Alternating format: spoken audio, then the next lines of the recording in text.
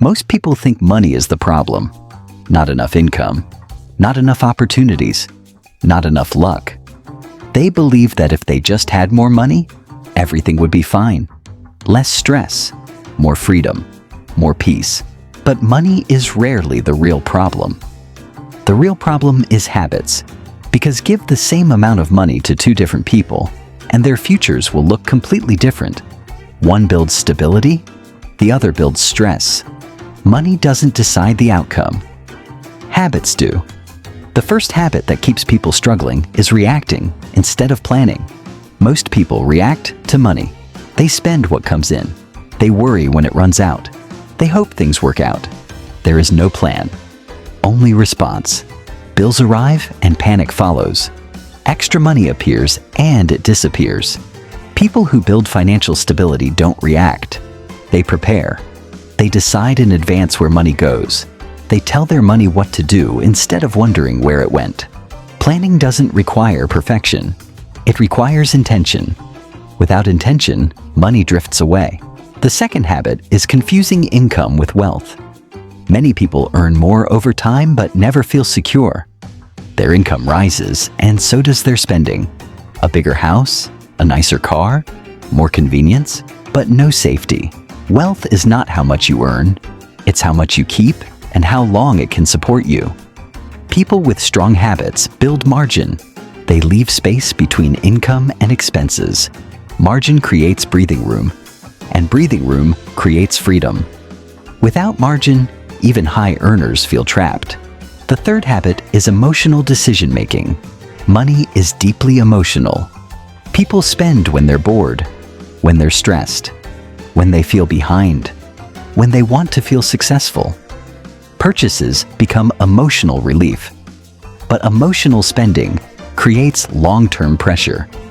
People who manage money well learn to pause. They don't ask, "Can I afford this right now?" They ask, "Will this improve my life long-term?" Habits that delay emotional reactions protect financial health. The fourth habit is short-term thinking. Most people think in days and weeks. They plan for the weekend, for the next paycheck, for the next bill. But money rewards long-term thinking. Small, consistent actions compound quietly. Saving a little regularly. Learning slowly, continuously, investing patiently over time. People struggle financially not because they do nothing, but because they quit too early. They underestimate time and overestimate quick wins. Wealth grows slowly, then suddenly. Those who give up early never see the result. The fifth habit is avoiding discomfort. Financial progress requires discomfort. Saving instead of spending. Learning instead of relaxing. Saying no when saying yes feels easier. Most people avoid discomfort. They choose convenience now and deal with consequences later.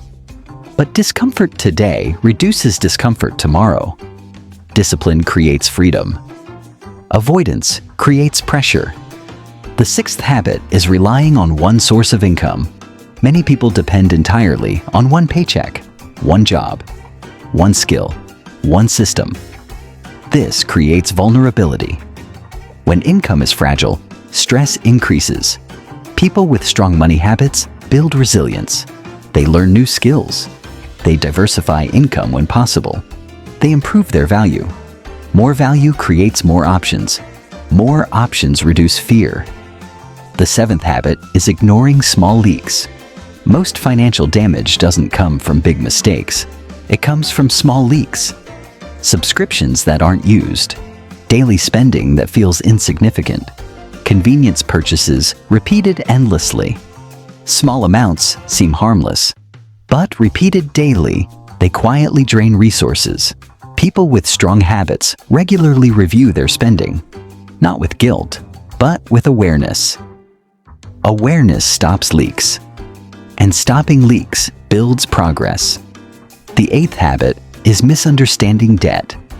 Debt feels normal in modern life.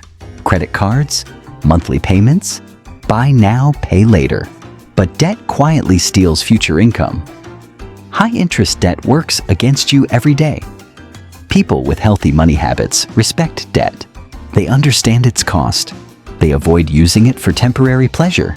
They choose patience over pressure. Freedom grows when obligations shrink. The ninth habit is inconsistency. Many people are motivated occasionally. They save when they feel inspired. They budget for a month or two.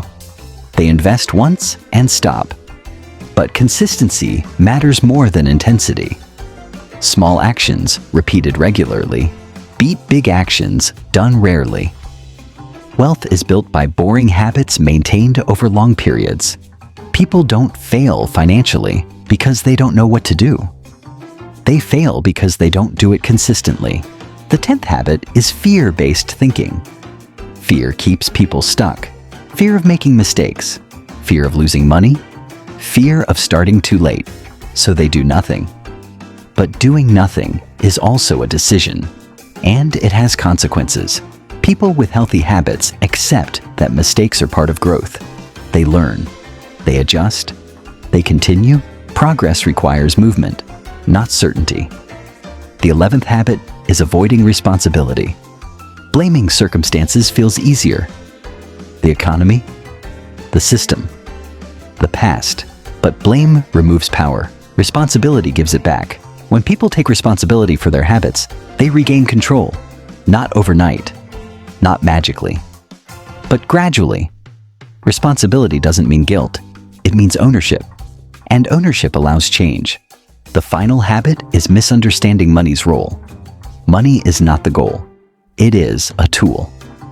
A tool that reduces stress, creates options, buys time.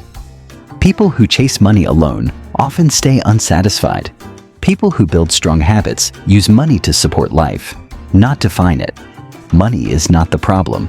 Habits decide whether money becomes freedom or pressure. And habits are not fixed. They are learned. They are practiced. They are changeable. Slowly, quietly, consistently. Not by wishing for more money, but by becoming better with the money you already have. Because when habits change, outcomes follow. And over time, money stops being the problem at all.